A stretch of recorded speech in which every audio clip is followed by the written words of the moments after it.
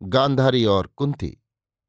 महामना भीष्म राजकुमारों के रक्षण के लिए पूरी तत्परता रखने लगे। भीष्म की देखरेख में राज्य की श्रीवृद्धि होती रही।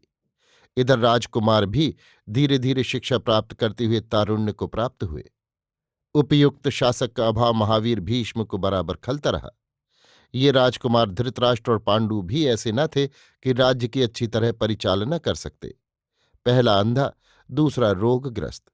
इसलिए इनका विवाह कर अच्छे राजकुमारों की उत्पत्ति की उन्हें बराबर चिंता बनी रही। एकमात्र वही राज्य के कर्णधार थे। गांधार देश की राजकुमारी गांधारी के संबंध में उन्होंने सुना कि वो शील स्वभाव की, बड़ी अच्छी विद्या बुद्धि तथा कला कौशल में निपुण, स्वस्थ सुंदरी राजकुमारी है। गांधारी से पैदा हुए बच्चों का स्वास्थ्य अच्छा होगा, ऐसा विचार कर उन्होंने गांधार देश के राजा के पास विवाह का आमंत्रण भेजा। परंतु धृतराष्ट्र को अंधा जानकर गांधारी के पिता पहले राजी नहीं हो रहे थे। बाद को भीष्म की वीरता से डरकर तथा कुरुवंश की प्रसिद्धि का विचार कर शकुनी के साथ गांधारी को हस्तिनापुर भेज दिया। वहीं महावीर भीष्म ने धृतराष्ट्र के साथ गांधारी का शुभ विवाह किया। बड़े समारोह तथा उत्सव द्वारा ये परिणय वैदिक रीति के अनुसार पूरा किया गया। गांधारी जैसी सुंदरी थी, वैसी ही पतिपरायणा तथा चारुशीला भी दिखाई पड़ी। विवाह के बाद पति को अंधा जानकर उसने आंखों में पट्टी बांध ली, जिससे वो दूसरे पुरुष का मुख न देखे। जिस मुख को उसके पति ने नहीं देखा, जिस मुख को उसके पति की दृष्टि ने सार्थक नहीं किया, उस मुख का उसके पास कोई महत्व नहीं रहा। इसलिए पति की तरह संसार का मुख देखने से विरत हो उसने आंखों में पट्टी बांध ली। उसके स्वभाव तथा सेवा से घर के सभी लोग प्रसन्न रहते थे। अब भीष्म को पांडु के विवाह की चिंता हुई। धृतराष्ट्र अंधे थे, इसलिए राजगद्दी पर पांडु बैठाए गए। पांडु का स्वभाव भीष्म की आज्ञाकारिता में रहकर तैयार हुआ था, इसलिए सभी प्रजाजनों को प्रिय था। इस समय यदुवंश के राजा सूरसेन की कन्या प्रथा का स्वयंवर था। प्रथा का पालन पोषण उनके पिता के मित्र तथा बुआ के पुत्र भोजराज कुंती के यहाँ हुआ था, इसलिए उसे भी कुंती कहकर पुकारते थे। कुंती स्वभाव की बड़ी सरल थी, अतिथियों का बड़ा सम्मान करती थी। एक बार ऋषि दुर्वासा उनके यहाँ गए थे। कुंती ने अपनी सेवा द्वारा उन्हें प्रसन्न कर लिया। ऋषि ने कुंती को एक मंत्र बतलाकर कहा कि जिस देवता का स्मरण कर वो उस मंत्र का जप करेगी, वो देवता तत्काल उसके पास आएगा और उसे एक पुत्र देगा। ऋषि चले गए।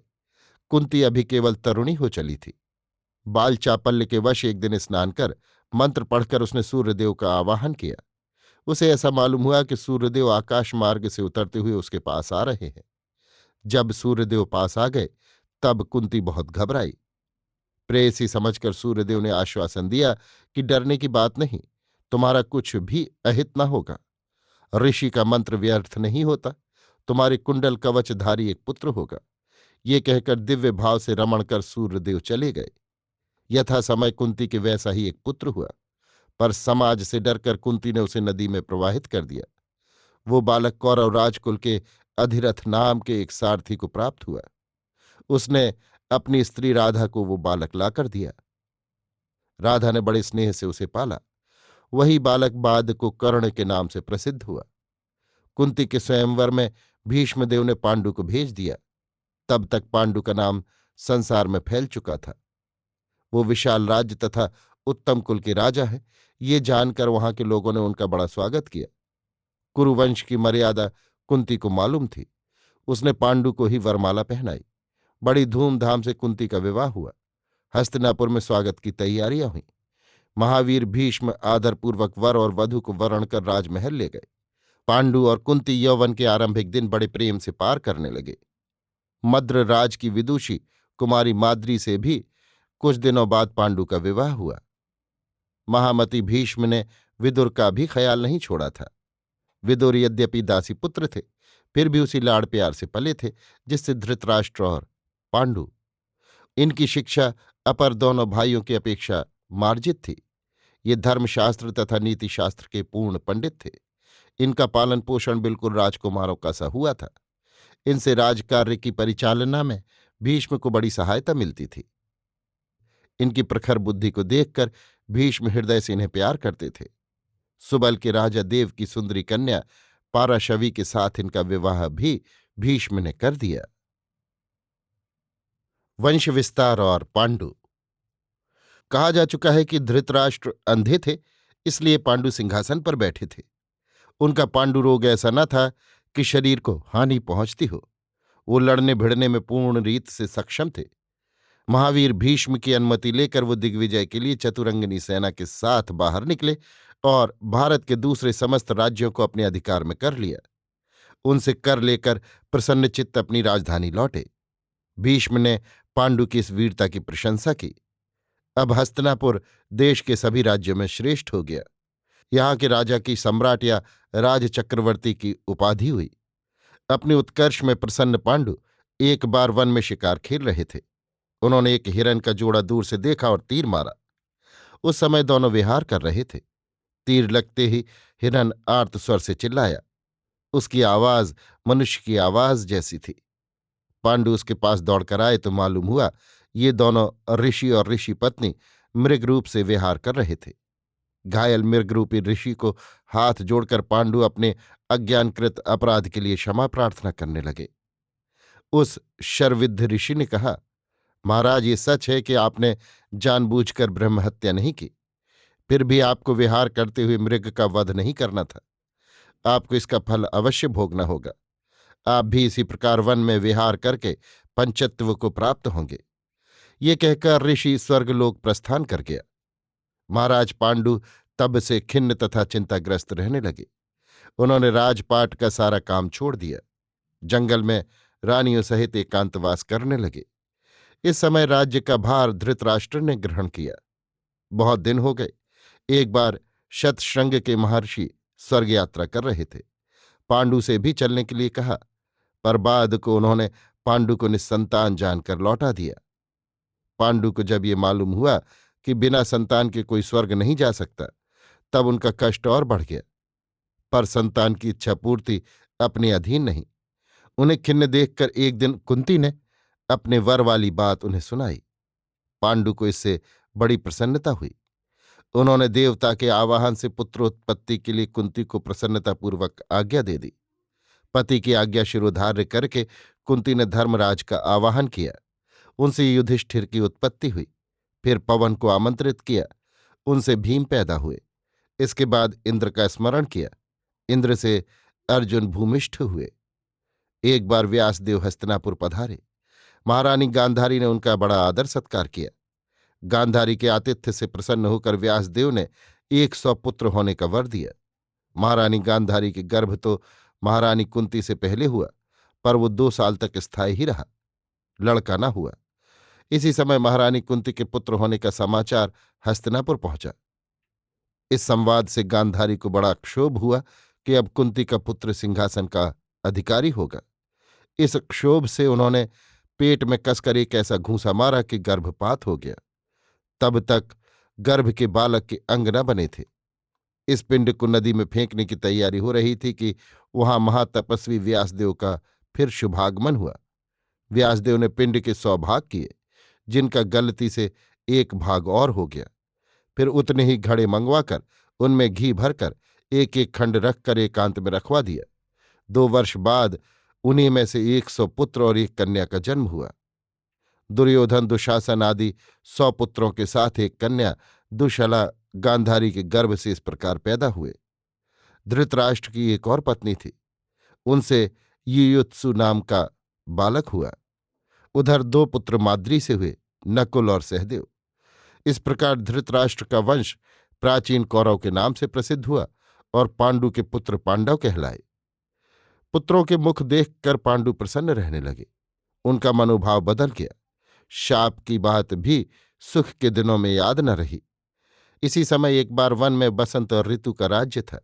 लता द्रुम नए पल्लवों से लहलहे हो रहे थे। नए नए फूलों से वन्यश्री की अपार शोभा थी। आकाश और पृथ्वी एक नए जादू से रंगे हुए दिखाई पड़ते थे। मंद मंद समीर बहकर हृदय को शीतल कर रहा था। पक्षी कलकंठों से वासंतिक रागनी गाकर ऋतुराज का स्वागत कर रहे थे। झरने मधुर मंद स्वर से झरझर बहते हुए वन प्रांत से होकर निरुद्देश हो रहे थे।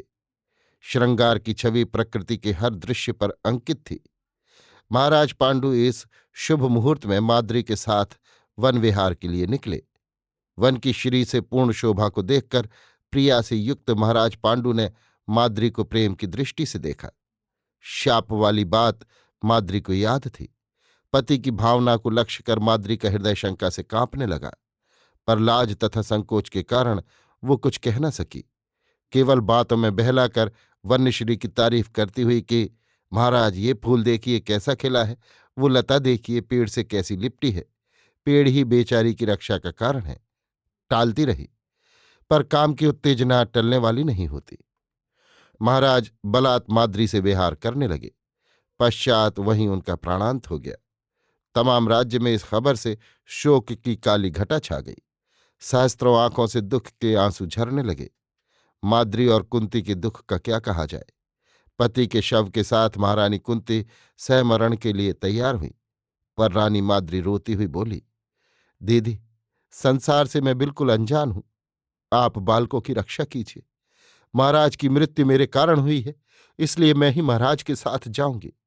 ये कहकर रानी माद्री पति की चिता पर सती हो गई। राजमाता सत्यवती इस दुख से महारानी अंबिका और अंबालिका को लेकर वन में तपस्या करने चली गईं। कौरव और पांडव।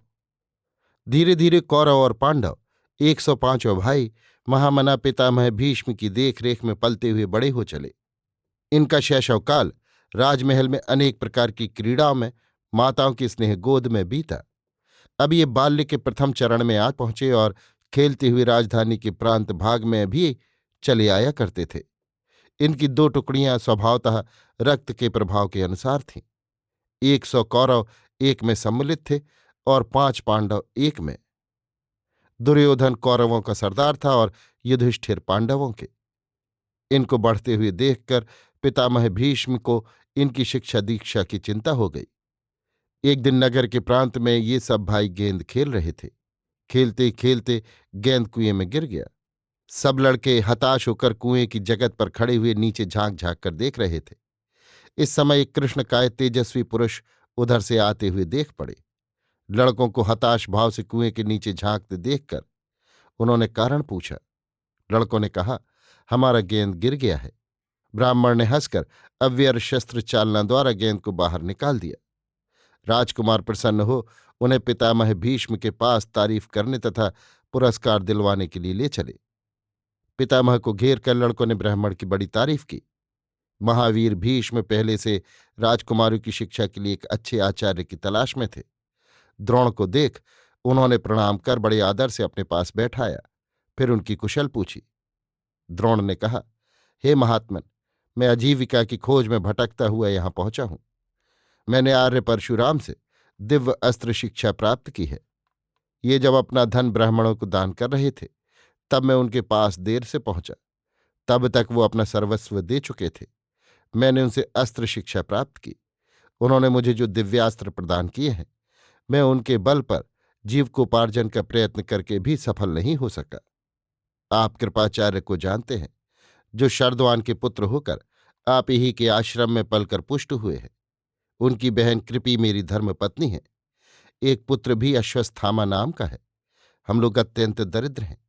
एक बार अश्वत्थामा ने पड़ोस के बालकों को दूध पीते देखकर घर आकर दूध मांगा। हमारी गऊ न थी। हमें प्रयत्न करने पर भी गऊ न मिली। बालकों ने अश्वत्थामा को बेवकूफ बनाने के विचार से आटा घोलकर दूध कहकर पिलाया। बालक अश्वत्थामा उसी के स्वाद से मग्न होकर नृत्य करने लगा। देखकर बालक तालियां पीटकर हंसने लगे। मुझे अपनी बेबसी का बड़ा दुख हुआ। दरिद्र होने के कारण मेरी जाति वाले ब्राह्मण भी मुझे छोड़ चुके हैं। सहायता की एक सूरत मुझे याद आई। द्रुपद मेरा सहपाठी था। मैंने सोचा मित्रता का विचार कर मैं उसके यहां गया, पर उसने कहा, मित्रता राजा राजा की होती है, राजा और रंक की नहीं। इस प्रकार मेरा अपमान कर उसने मुझे चले आने को विवश किया। अब यहां भाग्य ने लाकर डाला है। द्रोण की कथा सुनकर भीष्म ने उन्हें धैर्य दिया। कहा, अब आपको भोजन की चिंता न करनी होगी। आज से आपको आचार्य द्रोण कहकर राजकुमार तथा राजधानी के लोग पुकारेंगे। आप इनकी अस्त्र शिक्षा का भार ग्रहण करें। भीष्म ने द्रोणाचार्य को बड़े आदर से राजमहल में टिकाकर उनके रहने तथा खर्च आदि का प्रबंध कर दूसरे घर में भेज दिया। बहुत दिनों बाद द्रोणाचार्य की किस्मत खुली। वो वीरोचित कृतज्ञता के साथ महात्मा भीष्म को धन्यवाद देकर राजकुमारों के धनुर्वेदाचार्य होकर सुख से रहने लगे। कौरवों और पांडवों की परस्पर न बनती थी। कौरव उद्दंड थे, पांडव शांत। पांडवों की शिक्षा भी अब तक बहुत कुछ अग्रसर हो चुकी थी। दुर्योधन पांडवों में भीम से बहुत खिंचा रहता था। भीम शांत होने पर भी बड़े बलवान थे। वो अकेले कभी कभी उन 100 की खबर लेते थे। दुर्योधन बराबर भीम को धोखा देकर नीचा दिखाने के प्रयत्न में रहता था, पर उसकी चलती न थी। इसलिए भीम को वो प्रायः अपनी टुकड़ी में न रखता था। माद्री का बड़ा लड़का अर्जुन से छोटा नकुल दिन दिन दुबला होता जा रहा था, पर किसी से अपने दुख का कारण न कहता था। एक दिन भीम ने एकांत में बुलाकर पूछा, क्यों रे नकुल, तू दिन दिन दुबला क्यों होता जा रहा है? पहले तू कैसा अच्छा था, अब तो बिल्कुल कुम्हला गया है। नकुल ने रोनी आवाज में कहा, दादा, गुलहड़ में मैं हार गया हूं। मुझे रोज दांव देना पड़ता है। वे लोग बहुत दौड़ाते हैं, अभी तक मुझे दांव नहीं मिला। भाई का दुख भीम से न सहा गया। वो समझ गए कि नकुल को कौरवों की चालाकी से दांव नहीं मिल रहा। उन्होंने बड़े स्नेह से नकुल से कहा, आज तू यहीं रह, तेरा दांव देने मैं जाता हूं। ये कहकर भीम वहां गए। भीम को देखकर दुर्योधन वगैरह कौरवों ने कहा, भीम नकुल को कहाँ छोड़ आए? वो चोर है, हमारा दांव कौन देगा? भीम ने कहा, अच्छा भाई, वो चोर है तो दांव मुझसे ले लो। सब कौरव बहुत खुश हुए कि अब आज भीम को नाको चने चबवाएंगे। भीम डंडा रखकर खड़े हो गए। सब कौरव इधर उधर पेड़ों पर चढ़ गए। जब सब सतर्क हो गए, तब भीम ने एक पेड़ की डाल पकड़कर हिलाई। कई नीचे आए, छूकर सबको चोर किया। फिर खुद पेड़ पर चढ़े, मौका पाकर कूदकर डंडा चूम लिया। टांग के नीचे से डंडा फेंका जाता है। चोर जब तक उठाकर लाता है, शाह लोग पेड़ पर चढ़ते हैं। ये कायदा है। भीम का फेंका डंडा फरलांगों की खबर लेता था। दुर्योधन से लेकर कौरवों के कई भाइयों को भीम ने उस रोज चोर बनाकर छकाया। इस तरह कई दिनों तक दौड़ाया। स्वयं दोबारा चोर न हुए। भीम की ऐसी हरकतों से कौरव उनसे बहुत नाराज रहते थे। खास तौर से दुर्योधन बहुत चिढ़ा रहता था। एक दिन उसने एक नई युक्ति निकाली। गंगा जी चलकर जल केली करने का प्रस्ताव हुआ। इस यात्रा में भीम भी आमंत्रित किए गए। गंगा के तट पर पहले से खीमें गड़ चुके थे। राजकुमारों के लिए पूरा पूरा इंतजाम हो चुका था। वहां जाकर दुर्योधन ने भीम के लड्डुओं में विष मिला दिया।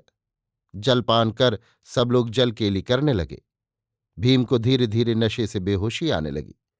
समय पर सब लोग नहाकर निकले और अपने अपने खीमे की तरफ चले, पर भीम गंगा के तट पर ही पड़े रहे। संध्या का अंधकार घनीभूत हो आया। इसी समय चुपचाप भीमसेन को लता से बांधकर दुर्योधन ने गंगा में बहा दिया। भीमसेन बहते हुए नागलोक पहुंचे। वहां बड़े जहरीले सांप थे। भीम को देखकर काटने लगे। उनके जहर से भीम का नशा उतर गया। आंखें खोली तो दूसरा ही दृश्य नजर आया। भीम ने लता बंधन को तोड़कर नागों को मारना शुरू कर दिया।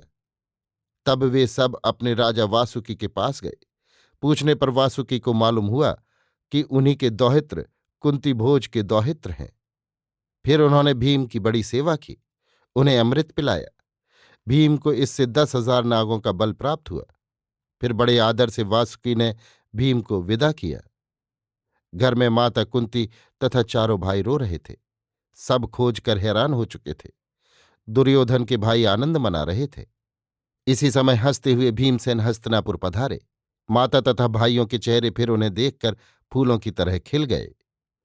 इस प्रकार आपसी झगड़े और वैमनस्य के साथ साथ दोनों वंश के राजकुमारों की अस्त्र विद्या भी होती रही। अर्जुन धनुर्वेद में सर्वश्रेष्ठ निकले। वो बड़े फुर्तीले थे। उनका तीर व्यर्थ न जाता था। बड़े लक्ष्य से लेकर पत्ते के डंठल तक काटने का लक्ष्य वो बेध सकते थे। भीम और दुर्योधन गदा युद्ध में प्रवीण हो चले। एक दिन द्रोणाचार्य ने शिष्यों की परीक्षा ली। दूर एक डाल पर काठ की एक चिड़िया रखकर युधिष्ठिर को धनुष बाण देकर लक्ष्य पर संधान करने के लिए कहा। युधिष्ठिर ने संधान किया तो आचार्य ने पूछा, वत्स, तुम क्या देखते हो? युधिष्ठिर ने कहा, मैं आपको देखता हूं, पेड़ को देखता हूं। युधिष्ठिर कह ही रहे थे कि द्रोणाचार्य ने उनके हाथ से तीर और धनुष छीनकर दुर्योधन को दिया। ऐसा ही जवाब दुर्योधन ने भी दिया। तब उससे भी उन्होंने धनुष ले लिया और भीम को दिया। भीम ने भी उससे मिलता जुलता उत्तर दिया। क्रमशः धनुष सब राजकुमारों को दिया गया, पर किसी के उत्तर से आचार्य को संतोष न हुआ। बाद को उन्होंने अर्जुन को धनुष दिया। निशाने पर अर्जुन ने ठीक ठीक संधान किया तो आचार्य ने उनसे भी पूछा, वत्स अर्जुन, क्या देखते हो? अर्जुन ने कहा, मैं केवल चिड़िया की गर्दन देखता हूं। आचार्य ने तीर मारने को कहा। अर्जुन ने अचूक निशाना मारा। द्रोणाचार्य प्रसन्न होकर प्रिय शिष्य के मस्तक पर हाथ फेरने लगे। ज्यों ज्यों राजकुमार बड़े होने लगे त्यों त्यों शिक्षा भी ऊंची से ऊंची दी जाने लगी। अस्त्रों शस्त्रों के बाद व्यूह रचना, सैन्य चालना, आक्रमण करने की विधियां, हाथी घोड़े रथ तथा पैदल सैनिकों का संचालन आदि द्रोणाचार्य सप्रेम सिखलाने लगे। आचार्य का एक प्रिय शिष्य होता है। यहाँ राजकुमारों में अर्जुन द्रोण के सबसे ज्यादा प्यारे हो गए थे। इसी समय एकलव्य नाम का निषाद राज का एक लड़का द्रोणाचार्य से धनुर्विद्या सीखने के लिए आया, और उसे शूद्र होने के कारण द्रोणाचार्य ने शिक्षा देने से इनकार कर दिया। इस तिरस्कार का उसके हृदय पर गहरा प्रभाव पड़ा। वो गंभीर होकर वहां से लौट गया, पर गुरु के चरणों में उसकी अपार श्रद्धा रही। वन में गुरु द्रोण की एक मूर्ति बनाकर वो स्वयं ही अस्त्र चलाना सीखने लगा। गुरु के हृदय ने उसे सच्चा मार्ग दिखलाया। वो वहीं रहकर अर्जुन की तरह का धनुर्वेद विशारद हो गया। कभी कभी राजकुमारों को शिकार के लिए वन भी जाना पड़ता था। एक बार कुछ कुत्तों को लेकर शिक्षार्थी राजकुमार उस वन में गए जहां एकलव्य धनुर्विद्या सीख रहा था। आगे चलता हुआ एक कुत्ता उसे देखकर भूंकने लगा। एकलव्य ने 7 तीरों के गुच्छ से उसका मुंह ऐसा भर दिया कि वो मरा तो नहीं, पर उसका भूंकना बंद हो गया। वो राजकुमारों के पास उस दशा में मुक्ति के लिए लौट आया। उसे देखकर राजकुमारों को बड़ा आश्चर्य हुआ, कारण तीर चलाने का ऐसा चमत्कार उन्होंने तब तक न देखा था। वे एकलव्य के पास गए, उसका और उसके गुरु का नाम पूछा। एकलव्य ने अपना नाम बतलाकर द्रोणाचार्य की मूर्ति की ओर इंगित कर कहा, ये आचार्य द्रोण मेरे गुरु हैं। राजकुमार राजधानी लौटे और आचार्य से अभिमानपूर्ण स्वर में कहा, आप हमें दिव्यास्त्रों की शिक्षा देने के लिए कहते हैं, पर आप अपने शिष्य निषाद कुमार एकलव्य को अपनी उत्तम शिक्षा प्रदान करते हैं। द्रोणाचार्य को बड़ा आश्चर्य हुआ। वो राजकुमारों के साथ उस जगह गए। एकलव्य से पूछने पर उन्हें सच्चा हाल मालूम हुआ। द्रोण एकलव्य की भक्ति देखकर बड़े लज्जित हुए। फिर हृदय को दृढ़ करके कहा, वत्स, यदि तुम मुझे गुरु मानते हो तो दक्षिणा स्वरूप दाहिना अंगूठा काटकर मुझे दो। एकलव्य ने अकातर होकर गुरु की आज्ञा पूरी की। एक दिन आचार्य द्रोण अपनी शिष्य मंडली लेकर गंगा नहाने के लिए गए। नहाते समय एक मगर ने उनका पैर पकड़ लिया। इच्छा करने पर आचार्य स्वयं उससे मुक्त हो सकते थे, परंतु उन्होंने अपने शिष्यों की परीक्षा ली। ऊंची आवाज में सबको पुकार कर कहा, हमारा पैर मगर ने पकड़ लिया है, तुम लोग जल्द हमारी रक्षा करो। राजकुमार ये सुनकर ऐसे डरे कि उनका कर्तव्य का ज्ञान जाता रहा। तब अर्जुन ने तूड़ से 2 तीर निकालकर ऐसे मारे कि मगर पैर छोड़कर पानी में व्याकुल फिरने लगा। द्रोणाचार्य ने जल से निकलकर बड़े स्नेह से प्रिय शिष्य को गले लगाया और ब्रह्मशिरा नामक दिव्य अस्त्र देते हुए समझाया, वत्स, कभी मनुष्य पर इसका संधान न करना। मस्तक झुकाकर अर्जुन ने आचार्य का दिया दिव्य अस्त्र तूड़ में लेकर रखा। बालकों की शिक्षा बहुत कुछ अग्रसर हो चुकी थी। द्रोणाचार्य से सलाह कर पितामह भीष्म ने एक शुभ दिन प्रदर्शन के लिए नियत किया। हस्तिनापुर में घर घर इसके लिए आनंद होने लगा।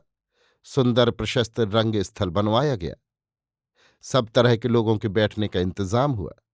अनेक प्रकार के बंधनवारों, तोरणों तथा सुगंध द्रव्यों से उसकी शोभा बढ़ाई गई।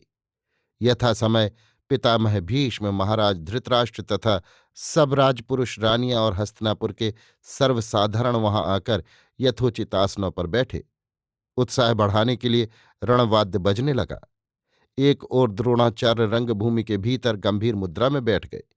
युधिष्ठिर, भीम, अर्जुन, दुर्योधन, दुशासन आदि राजकुमार दिव्य युद्ध सज्जा से सजकर आचार्य के दोनों ओर बैठ गए। जब सब लोग आ गए तब पितामह भीष्म की आज्ञा से प्रदर्शन शुरू हो गया। व्यूह की रचना, सैन्य का संचालन, रथ का एक दिशा से दूसरी दिशा को मोड़ना, रथी का सेना निरीक्षण के साथ युद्ध करते रहना आदि रणभूमि के प्रशस्त कौशल दिखलाए गए। फिर तलवार बर्छे आदि से युद्ध शुरू हुआ। भीमसेन और दुर्योधन का गदा युद्ध हुआ। राजकुमारों की निपुणता देखकर जनता बहुत प्रसन्न हुई। भीष्म मुस्कुरा रहे थे। विदुर महाराज धृतराष्ट्र को समझा रहे थे, कुंती गांधारी को। इसके बाद द्रोणाचार्य ने अपने प्रिय शिष्य अर्जुन को बुलाया। अर्जुन की तारीफ सब लोग सुन चुके थे। बड़ी उत्सुकता से लोग अर्जुन को देखने लगे। अर्जुन की प्रत्येक भाव भंगिमा से स्वर्गीय छटा निकल रही थी। वो जैसे शिष्ट और संयत थे, वैसे ही तीव्र और तीक्ष्ण। धनुष बाण लेकर वो अपनी दिव्य अस्त्र शिक्षा प्रदर्शित करने लगे। अग्निशर से एक ओर आग पैदा कर दी, फिर वरुण बाण द्वारा उसे बुझा दिया, फिर पवनशर छोड़कर पानी सुखा दिया, पुनः सर्प तीर द्वारा आंधी बंद कर दी। शर से पैदा हुए सैकड़ों नाग हवा पी गए। इसके बाद गरुणास्त्र द्वारा सांपों का संहार कर दिया, पुनः दिव्यास्त्र छोड़कर सारी माया गायब कर दी। दौड़ते रथ से लक्ष्य वेध किया, पुनः चल लक्ष्य को भी चल रथ से विद्ध किया। असी चालना तथा अन्य अन्य सूक्ष्म समर कौशल प्रदर्शित किया। लोग देखते हुए मुग्ध हो गए। अर्जुन की प्रशंसा से बार बार रंगस्थल गूंजने लगा। माता कुंती तथा युधिष्ठिर और भीम आदि भाइयों की आंखों से आनंद के आंसू बह चले। प्रदर्शन समाप्त कर महारथ कुमार अर्जुन ने गुरु द्रोणाचार्य की वंदना की। स्नेह पुलकित आचार्य ने प्रिय शिष्य के उष्णीश शोभित मस्तक पर हाथ फेरकर आशीर्वाद दिया। अर्जुन की ऐसी प्रशंसा सुनकर वीरवर कर्ण से न रहा गया। वो स्वयं रंगस्थल के भीतर कूदकर दर्शकों को संबोधित कर कहने लगे, हे हस्तिनापुर के दर्शक वृंद, जैसे प्रदर्शनों से आप लोगों को अर्जुन ने मुग्ध किया है, वे सब मैं भी करके दिखा सकता हूं। कर्ण सूत पुत्र के रूप में प्रसिद्ध थे। वहां उनका नाम वसुसेन था। उनकी इस गर्वोक्ति पर सभा के लोगों ने कोई उत्तर न दिया, पर दुर्योधन को इससे बड़ा हर्ष हुआ। वो अर्जुन का ये आदर देख न सकते थे। उन्होंने प्रोत्साहन देकर कर्ण से कहा, अवश्य अवश्य वीरवर, आप वैसी धनुर्विद्या प्रदर्शित करें, हम लोग देखने को उत्सुक हैं। कर्ण ने एक एक कर वे सभी प्रदर्शन दिखलाए। लोगों ने देखकर दांतों तले उंगली दी।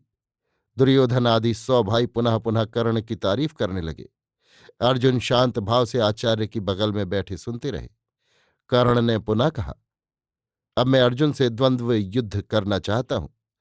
सुनकर दुर्योधन आदि बहुत प्रसन्न हुए, पर सूतपुत्र को यहां तक बढ़ता देख कृपाचार्य से न रहा गया। उन्होंने कहा, राजकुमार से द्वंद्व युद्ध वही कर सकता है जो राजकुमार हो। दुर्योधन ने कहा, वीर की कोई जाति नहीं होती, जो वीर है वो क्षत्रिय अवश्य है।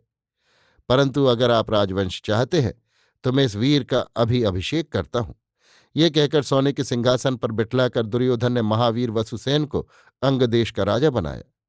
शोरगुल सुनकर भय से संकुचित होकर सारथी अधिरथ वहां उपस्थित हुए। महावीर कर्ण ने अपनी पद मर्यादा का कुछ भी विचार न कर उठकर पिता को मस्तक झुकाकर प्रणाम किया। इस पर भीम ने सारथी पुत्र कहकर कर्ण का उपहास किया, पर कर्ण विचलित न हुए। उन्होंने द्वंद्व युद्ध के लिए पुनः पास जाकर अर्जुन को ललकारा। महारथ अर्जुन संयत दृष्टि से कर्ण को देखते हुए बोले, सूतपुत्र, तुम उत्तम धनुर्धर हो, इसमें संदेह नहीं, पर तुम्हारी स्पर्धा देखकर मुझे हंसी आती है। तुम अपने को वीर समझते हो, समझो, पर दूसरा भी तुम्हारी स्पर्धा कर सकता है, याद रखो। मैं तुम्हारी बातें सुनकर बिल्कुल नहीं घबराया। भागना और पीठ दिखाना मैं नहीं जानता। अर्जुन की बातों में अणुमात्र भय न था, बल्कि वहां सभी वीरों को अर्जुन की उक्ति पसंद आई। अब शाम हो आई थी, इसलिए ये प्रदर्शन बंद कर दिया गया। कर्ण और अर्जुन के मन में प्रतिस्पर्धा का भाव सदा के लिए रह गया। द्रोणाचार्य के हृदय में द्रुपद से हुए अपमान की आग जल रही थी। क्षत्रिय वृत्ति के द्रोण ने बदले के जल से उसे शीतल करना चाहा। एक दिन उन्होंने शिष्यों को सस्नेह बुलाकर कहा, वत्स, मैं तुम लोगों से गुरु दक्षिणा चाहता हूं। वो ये है कि तुम लोग द्रुपद को बांध लाओ। उसने मेरा अपमान किया है। द्रोणाचार्य को गुरु दक्षिणा देने के उत्साह से युवक वीर राजकुमार पांचाल राज्य पर चढ़ गए। महावीर भीम तथा महारथ अर्जुन के सामने द्रुपद के शूर सामंत टिक न सके। अद्भुत समर कौशल से अर्जुन ने उन्हें बांध लिया और दक्षिणा स्वरूप गुरु के चरण कमलों में ला डाला। द्रोण को देखकर द्रुपद की आंखें झुक गई। द्रोण ने द्रुपद को इस प्रकार अपमान कर बदला चुकाकर छोड़ दिया। राजधानी को लौटकर द्रुपद ने द्रोण से बदला चुकाने के अभिप्राय से महर्षि याग और उपयाग की सहायता लेकर पुत्रेष्टि यज्ञ किया। द्रोण का वध करने वाला धृष्टद्युम्न तथा महाभारत की प्रधान पात्री कृष्णा यानी द्रौपदी इसी यज्ञ से पैदा हुई।